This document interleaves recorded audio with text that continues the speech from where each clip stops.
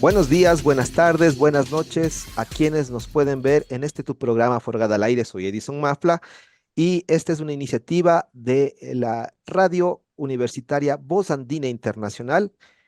Esta universidad, a través del área académica de gestión, Universidad Andina Simón Bolívar, sede Ecuador, tu programa Forgada al Aire. Hoy tenemos una temática importante que tratar durante estas últimas transmisiones y entrevistas. Hemos estado tratando sobre Estado abierto, gobernanza, transparencia y participación. Hoy queremos conversar con nuestros dilectos amigos de esta casona universitaria, sí, un tema que trasciende hacia lo subnacional. Gobierno abierto mismo, pero hablarlo desde lo subnacional y desde las buenas prácticas. Para esto es importante también indicarles cuál es el perfil que tenemos de nuestros entrevistados, así que inmediatamente iremos presentando. Daniel Barragán, director del Centro Internacional de Investigaciones sobre Ambiente y Territorio, CIAT, de la Universidad Hemisferios, profesor de las materias de Política, Sostenibilidad, Ecología, Política, Diseño de Proyectos de Cooperación Internacional y Estrategia y Recaudación de Fondos. Nuestro amigo Daniel también es parte de la Red Académica de Gobierno Abierto y también de la Red de Gobierno y Administración Pública REGAP. Marcelita Mora también nos acompaña en este staff. Ella es responsable del Grupo de Trabajo de Comunicación para el Desarrollo, adscrita a la Secretaría Ejecutiva de la Red Académica de Gobierno Abierto Internacional, RAGA Internacional, y coordinadora de Comisión de Comunicación del Primer Congreso Internacional de Estado Abierto y Gobernanza. Es asesora externa de la Red Chilena de Justicia Abierta, miembro del Grupo Ciencia Abierta para Gobiernos Abiertos de Latinoamérica de RAGA Ecuador y del Observatorio de Datos Abiertos del Ecuador. Con ellos vamos a trabajar entonces esta temática de gobierno abierto en lo subnacional y buenas prácticas. Quiero entonces dar la bienvenida. Empecemos con Daniel. ¿Cómo estás? Gracias por haber aceptado esta invitación en tu programa Forgada al Aire. Y bueno, aparte de recibirte, tenemos mucho interés, sobre todo en nuestro Ecuador profundo, los gobiernos locales, prefecturas, municipios, juntas parroquiales. ¿Cómo es esta transición que ya se está viviendo en el país? Tú además eres parte del grupo núcleo de Estado Abierto y tienes ahí algunas responsabilidades específicas en algunas comisiones, pero ¿cómo está haciendo esta transición de lo nacional a lo subnacional? Querido Daniel, nuevamente bienvenido. Bueno, muchas gracias, Edison, por la invitación y por seguir poniendo este tema en la discusión. En los últimos años en el país hemos estado volcándonos en el impulso a la apertura gubernamental desde esta lógica del gobierno abierto, ¿no? Que ahora se ha expandido a esta perspectiva de Estado en la que se busca que también otras funciones del Estado, no solo la ejecutiva, pero también los distintos niveles de gobierno puedan implementar este tipo de modelo de gestión que lo que busca principalmente es poner al ciudadano en el centro de la gestión pública y que eso le permita ofrecer a la institución mejores soluciones a las problemáticas que enfrentan los ciudadanos, generar un mayor valor público. Y en ese sentido, los gobiernos locales han empezado también a trabajar quizá incluso antes de tener esta concepción de gobierno abierto, de Estado abierto, sino desde una perspectiva mucho más sectorial. Y muchas veces pensamos que el gobierno abierto es algo nuevo, muy reciente, y no es así. En el país hemos estado trabajando muchísimo en los temas de participación ciudadana, en los temas de transparencia, de rendición de cuentas. Lo que hace el gobierno abierto es darle como un paraguas, una estructura mucho más sistémica de cómo ir generando esta articulación con los distintos actores que se relacionan con las instituciones públicas. Entonces, los gobiernos locales ya tienen esta experiencia. Seguramente hay mucho todavía que trabajar, pero hay avances en temas de transparencia, en temas de participación ciudadana. Y en ese sentido, hay ahora mismo varios gobiernos locales que han podido ya demostrar que es viable implementar un modelo de este tipo, ¿no? Quito, Santo Domingo de los Áchilas, Cuenca, lo han hecho de una forma mucho más estructurada. Quito y Santo Domingo de los Áchilas son parte ahora de la Alianza para el Gobierno Abierto y su iniciativa local. Pero Cuenca, si bien no es parte de la Alianza para el Gobierno Abierto, tiene ya una ordenanza y ha generado su primer plan de acción de gobierno abierto. Entonces, hay que pensar también un poco cómo los gobiernos locales empiezan a fortalecer y a formalizar institucionalmente su trabajo en términos de gobierno abierto. No necesariamente uno tiene que ser parte de la Alianza para el Gobierno Abierto para trabajar los temas de gobierno abierto. Entonces, ese si bien es un respaldo institucional desde el ámbito internacional, que de alguna manera genera un valor importante para los gobiernos locales que son parte, o para los estados también que son parte, pero los municipios, los gobiernos provinciales pueden trabajar estos temas en el ámbito del gobierno abierto, quizá desde una perspectiva más segmentada, ¿no? En alguno de sus pilares. Pueden hacerlo a través de desarrollos normativos, que de alguna manera eso ayuda muchísimo para ir formalizando y generando responsabilidades en las instituciones, pero también pueden irse generando desde la voluntad política de las autoridades para poder imprimir esta perspectiva de apertura, de colaboración en la generación de políticas públicas o en la implementación de proyectos, sin necesariamente tener una regulación, una ordenanza que disponga manejar los principios del gobierno abierto en la práctica, ¿no? Insisto, es muy importante poder llegar al tema de la formalización porque eso ayuda a que se vaya institucionalizando, pero ya desde espacios un poco más pilotos podemos mirar cómo en ciertos procesos se han empezado a trabajar procesos, iniciativas de manera colaborativa y han funcionado bastante bien.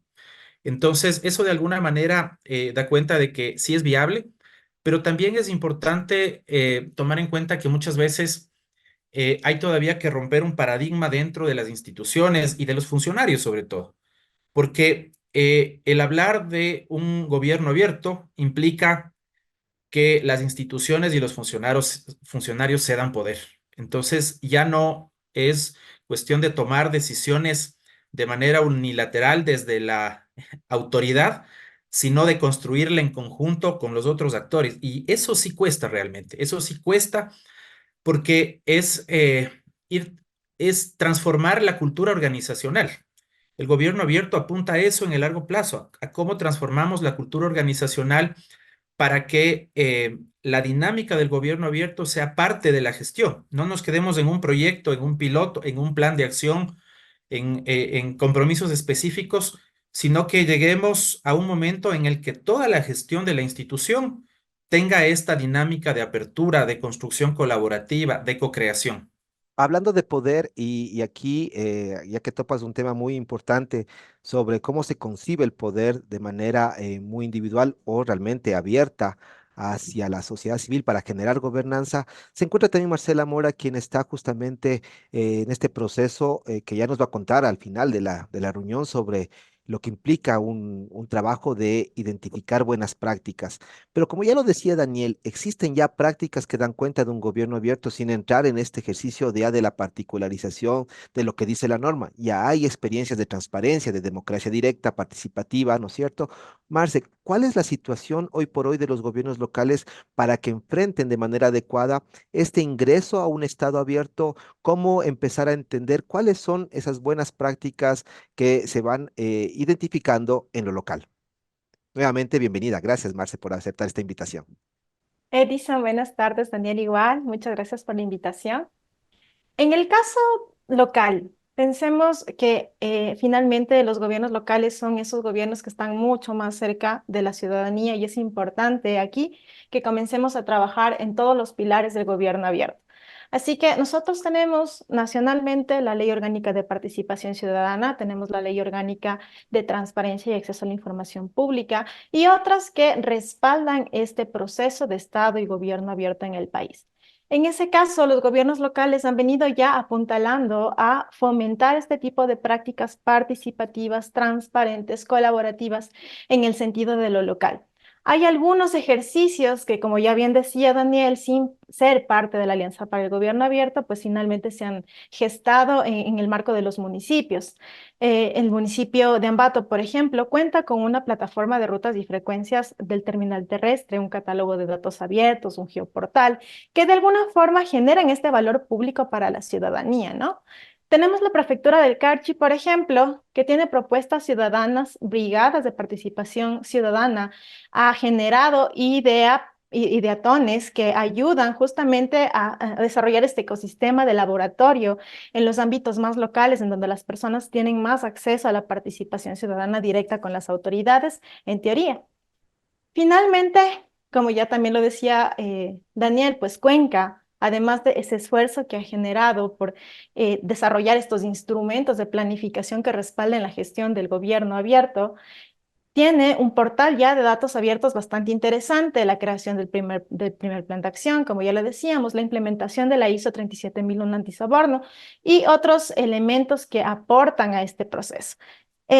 Además de esto, pues, estas podríamos llamarlas inclusive buenas prácticas.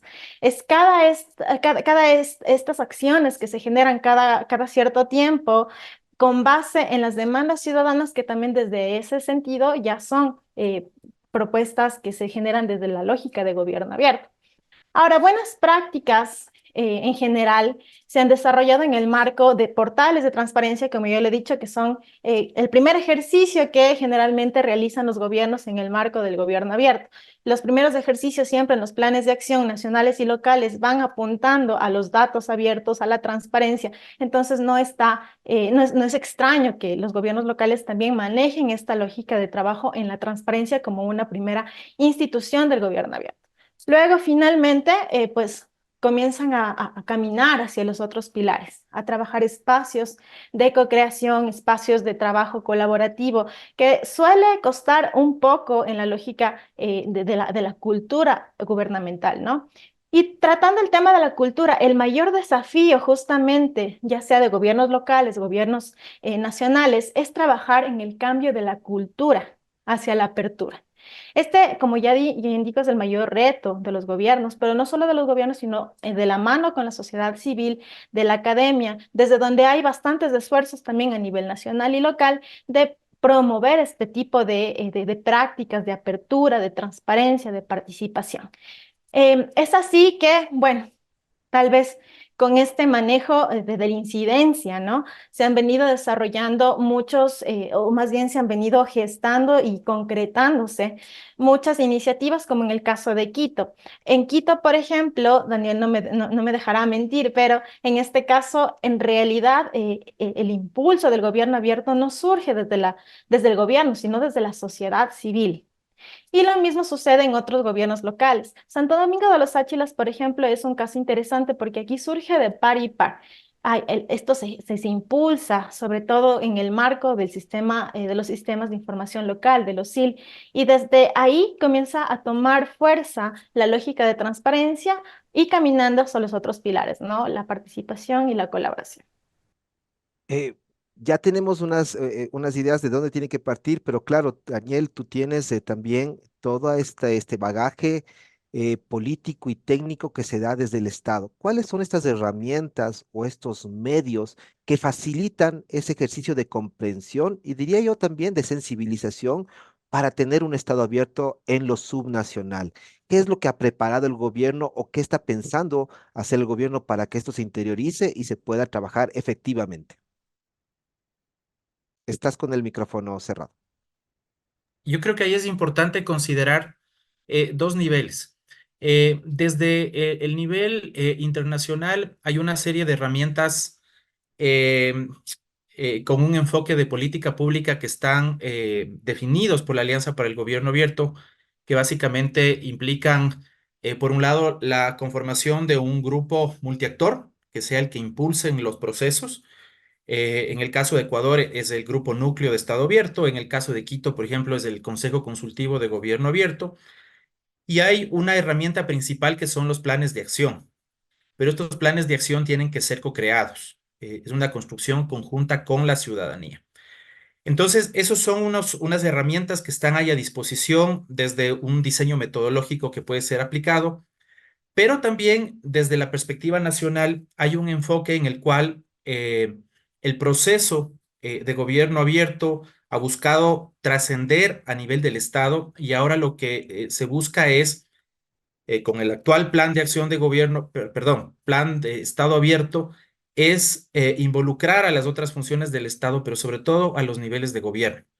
Y hacerlo no ha sido tan sencillo, tampoco es tan complicado. Bueno, hay algunas particularidades, por ejemplo, con el tema de la Asamblea Nacional y el tiempo que estuvo sin funcionamiento, pero en el caso de los gobiernos locales, la orientación ha sido trabajar con los gremios, con el Consorcio de Gobiernos Provinciales, con la Asociación de Municipalidades, con el Consorcio de Juntas Parroquiales, para que a través de los gremios de gobiernos locales se pueda ir decantando el modelo en términos primero de formación, de generar también transparencia, eh, de generar apropiación, digamos, desde el nivel gremial para que luego los otros municipios, juntas parroquiales o gobiernos provinciales puedan empezar a trabajar de manera articulada los procesos de apertura. Hacerlo desde el proceso nacional con gobiernos locales de manera individual es complicado. Pensemos que un plan de acción puede tener un número limitado de compromisos. Si bien ahora el plan de acción tiene 15 compromisos, eso de alguna manera ha evidenciado que es más adecuado tener un menor número de compromisos al cual apostarle el esfuerzo, pero tener la seguridad de un cumplimiento en lo posible al 100% a la finalidad, a la finalización del periodo. Entonces, ahí hay un poco de complejidades, pero si lo pensamos ya desde el escenario individual, ahí hay muchas oportunidades para que los gobiernos locales puedan empezar a trabajar estos temas. Y en ese sentido, hay diversidad de formas en las que pueden empezar a trabajar. Como mencionaba hace un momento, no es necesario que formalmente sean parte de la iniciativa de OGP local, de la Alianza para el Gobierno Abierto. Pueden empezar progresivamente a implementar acciones internas, pueden empezar a aplicar la lógica del gobierno abierto en procesos pilotos que les ayuden a entender el funcionamiento. Los espacios de cocreación es algo que lo hemos manejado ya hace muchos años. Ahora le estamos dando un realce mucho más fuerte en el marco del gobierno abierto porque vemos que de esa manera se pueden lograr mejores resultados si trabajamos con las personas que están vivenciando las problemáticas en lo local. Quizá hay una mayor cercanía con las instituciones, municipios, gobiernos provinciales, y eso puede ayudar justamente a identificar mejores soluciones. Entonces, a través de estos pilotos se podría empezar a trabajar. Marcela mencionó algo interesante que es el enfoque que se hace principalmente a los temas de transparencia o de acceso a la información, porque a la final es la base para poder empezar a trabajar otros procesos, para poder participar, para poder colaborar, pero sobre la base de información que nos ayude a entender cuál es la situación. Entonces, eso de alguna manera, digamos, da prioridad a estos procesos que están asociados a la transparencia, pero sobre todo a la tecnología. Y muchas veces también se olvida el contacto directo con las personas.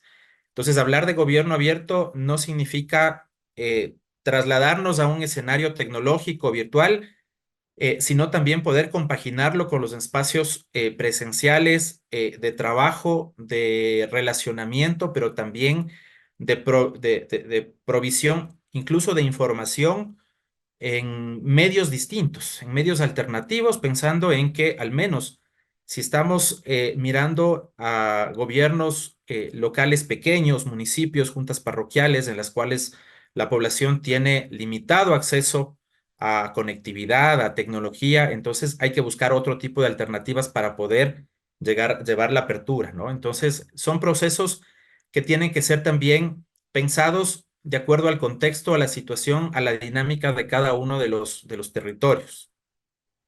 En este contexto, en donde, claro, algunos pueden tener esa confusión escuchan estado abierto y piensan en innovación tecnológica, en uso de las TICs, ¿no es cierto? Pero ya nos desclarificas, Daniel, que esto, y también Marcela, que este es un ejercicio que recoge también mucho de las buenas prácticas locales que se vienen viviendo desde hace años atrás. Tenemos entendido de que esto va a ser también recogido por parte del Congreso Internacional en un evento que es parte del mismo, ¿no? En donde se va a identificar también buenas prácticas. Marce, tú que estás alrededor de esto, ¿cómo se va a escoger cuál va a ser el procedimiento? ¿Cómo va a ser esa invitación para mostrar las mejores prácticas seccionales en estado abierto y gobernanza? Y que además creo que puede ser un lindo repositorio a nivel internacional, no solamente para el Ecuador, sino para nuestra región, en entender que esto existe, se está dando y que se puede uno también acoger y replicar estas buenas iniciativas.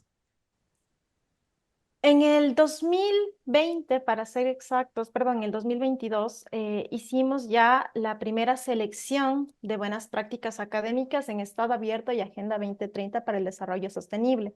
En este caso ya estamos trabajando en esta segunda edición.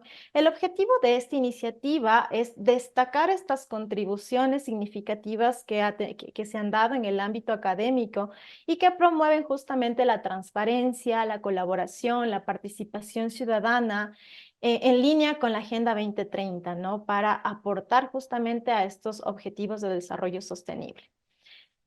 Para esto, justamente buscamos que exista esta clase de actividades que han dado resultados, cierto impacto respecto de esta relación entre el sector académico y los gobiernos nacionales, subnacionales. La academia en relación al trabajo unificado con la sociedad civil, con el sector privado, con actores internacionales, con entidades cooperantes que de alguna forma generen un cambio significativo en los procesos que se esté llevando adelante o en un proyecto que impacte a beneficiarios específicos, ¿no? La idea de esta convocatoria es identificar y calificar a estas postulaciones que estamos llamando de hecho hasta el 31 de marzo del 2024 en función de varios criterios, entre ellos que sea relevante, es decir, qué tan importante es esta implementación de esta acción en el marco de lo que necesita el beneficiario, el grupo objetivo. ¿Qué tan innovador es este proceso que se está llevando a cabo, que no se ha hecho antes y que de alguna forma está generando un cambio significativo, es disruptivo en el marco en el cual se está gestando? Tercero, ¿cuál es la capacidad de adaptación de esta buena práctica en distintos ecosistemas, en distintos ambientes y entornos? Cuarto, ¿cuál es la posibilidad de replicar esta buena práctica en otras instituciones nacionales, subnacionales, Estado, academia, etcétera? Y finalmente, ¿cómo verificamos que estos resultados obtenidos en realidad hayan generado este cambio? Y otros criterios relacionados, por ejemplo, con cuánta difusión se dio de este procedimiento que de alguna forma cambió el proceso, cambió la lógica, cambió la cultura, cómo llegaron a enterarse las personas, qué tanta participación hubo, etcétera. Finalmente, en el marco de la experiencia, digamos, de la primera edición, hubieron muchos portales de transparencia, existieron laboratorios ciudadanos, existieron prácticas académicas, creación de especializaciones, de cátedras que de alguna forma beneficiaron a distintos niveles académicos, pregrado, posgrado, inclusive bachillerato. También cómo se han vinculado con las comunidades, no solo a nivel gubernamental, sino inclusive comunidades a nivel de lo local, algo más, como su nombre lo dice, comunitario. Entonces, la invitación está ahí para que puedan postular hasta el 31 de marzo del 2024 esta buena práctica, para que puedan de alguna forma dar a conocer y que esto también genere un impacto mayor sobre la región. Finalmente, tenemos muchas similitudes entre varios países y tranquilamente este es un proceso de intercambio de experiencias que puede beneficiar a todos. Gracias, Marcela. Y este evento además va atado a otro, que digamos que es lo que arrastra y que te genera también mucha expectativa para nuestros territorios de la región, que es el primer Congreso Internacional de Gobernanza y Estado Abierto. Daniel, sí nos gustaría también que en base a lo que tú nos has explicado el día de hoy, a esta relación que es una simbiosis entre el Estado, nivel nacional, Estado subnacional, pero también la sociedad civil puedan participar y acercarse y sacar lo mejor de este evento internacional que además tendrá muchos expositores de talla internacional, pero también se mirará experiencias específicas y sobre todo lineamientos y directrices que nos van a poder ayudar muchísimo, sobre todo en nuestro Ecuador profundo, que es los gobiernos autónomos centralizados. Sí, efectivamente este va a ser un espacio para compartir experiencias, para compartir avances, lecciones aprendidas, buenas prácticas, y en ese sentido el potencial, digamos, de aprendizaje y de intercambio es bastante alto. Y en ese sentido, más bien invitarles a que se interesen en el Congreso, que puedan registrarse. El día de ayer finalizó el plazo para la recepción de postulaciones con ponencias o paneles y a partir de hoy está abierto ya el registro para la participación de las personas. Entonces, digamos, está ese espacio ahí. Vamos a tener 5 ejes. Uno está relacionado con el gobierno abierto, con el Estado abierto, donde vamos a tener esta perspectiva de las distintas funciones del Estado y de los distintos niveles de gobierno. Un siguiente eje que va a estar relacionado con los temas de transparencia, uno relacionado con los temas de academia abierta, otro con parlamento abierto, justicia abierta y también innovación y nueva gobernanza, ¿no? Es un poco la proyección de cómo vamos evolucionando también en esta perspectiva del Estado abierto. Entonces, esperamos que a mediados del mes de marzo tengamos ya una agenda definitiva. En estos días se hará el procesamiento de todas estas postulaciones que se recibieron, pero seguramente va a ser un espacio muy enriquecedor para las personas que se interesen en participar, que puedan aprender de lo que ya se está haciendo y que eso sirva también como una referencia para poder o fortalecer procesos que estén en marcha o iniciar nuevos procesos en esta perspectiva de la apertura.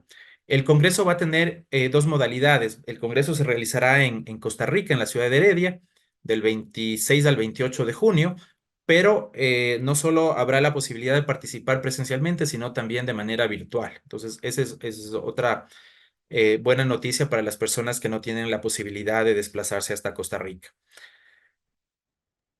Bueno, el tiempo en radio también es muy cortito, pero hemos tenido, yo creo que unas indicaciones, unas motivaciones que van a permitir a entender que el tema de estado abierto no es una tendencia, menos una novelería, al contrario, es una práctica que se está recogiendo y se va fortaleciendo a través de los años, que esto tiene ya una larga data en el Ecuador y en la región, y que es importante sistematizarla y gestionarla para que esto nos permita generar una política pública mucho más transparente, participativa y sobre todo sostenible. Para terminar esta tertulia que ha sido realmente muy rica, me gustaría palabras finales de cada uno de ustedes. Empecemos con Daniel.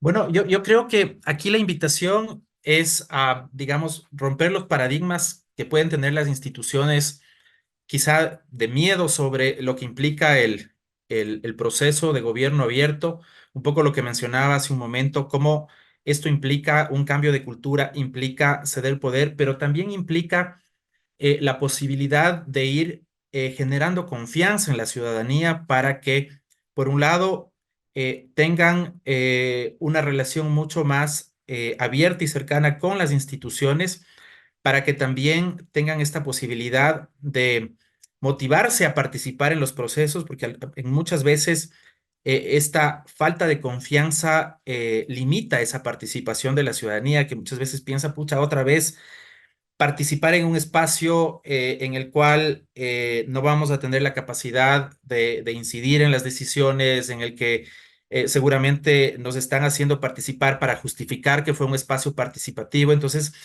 muchas veces hay que vencer ese tipo de limitaciones que son muy justificadas desde la ciudadanía, pero que desde el proceso que se está haciendo lo que se ha buscado justamente es dar todas las condiciones y todas las facilidades para que la ciudadanía se sienta considerada, sienta que su opinión, su propuesta es valorada y es considerada, y si no ha sido así, justificarle el por qué, ¿no? ¿Por qué no hemos podido tomar en cuenta tu propuesta o tu inquietud? ¿Cómo la vamos a procesar? Entonces, si eso es un tema también que implica una serie de ajustes institucionales, más allá de la cultura, sino también en términos de procedimientos. Ciertamente esto implica un mayor tiempo en tomar una decisión o en definir una propuesta, una política, pero los resultados son mucho más efectivos cuando la ciudadanía se empodera, y muchas veces no nos quedamos solamente en ese espacio de participación, sino lo que se busca también es que la ciudadanía u otros actores fuera del ámbito de lo público puedan asumir una corresponsabilidad en la gestión, por ejemplo, de una política pública. Y esa es una oportunidad importante si pensamos en el escenario de constricción fiscal que tenemos hoy. Entonces, ¿cómo podemos seguir impulsando nuevos proyectos, nuevas políticas cuando las instituciones no tienen recursos? Pues entonces, a través del gobierno abierto podemos ir generando estas alianzas, este trabajo colaborativo en el que muchas organizaciones, instituciones del ámbito no gubernamental también aportan no solo tiempo, sino recursos para poder avanzar. Muchas gracias, querido Daniel. Palabras finales también de Marcela Mora, que nos ha acompañado el día de hoy. Bueno, me uno a lo último que menciona Daniel y lo profundizo, que es a propósito de las buenas prácticas académicas, pues generar mayores colaboraciones con los distintos sectores de la sociedad, trabajar de la mano con y aprovechar estas capacidades de la sociedad civil, de la academia, del sector privado, de los entes cooperantes, de la comunidad internacional, para fortalecer lo que los gobiernos están haciendo y viceversa, con la finalidad de perseguir el mismo camino y llegar al mismo objetivo, que es el valor público y el beneficio de la ciudadanía. Y por otro lado, también mencionar la necesidad de que exista esta armonía y este equilibrio entre los procesos técnicos y la voluntad política. Pues si estos no van de la mano, los procesos no van a funcionar, y más aún el gobierno / Estado abierto. Ha sido una jornada interesante y sobre todo una tertulia que invita a repensarnos como Estado, a repensarnos como esta armonía entre la oferta estatal y la demanda ciudadana. Felicitaciones por ese evento que va a estar muy próximo y que va a recoger seguramente lo mejor de nuestras prácticas locales. Soy Edison Mafla, este es tu programa Forgada al Aire. Buenos días, buenas tardes, buenas noches.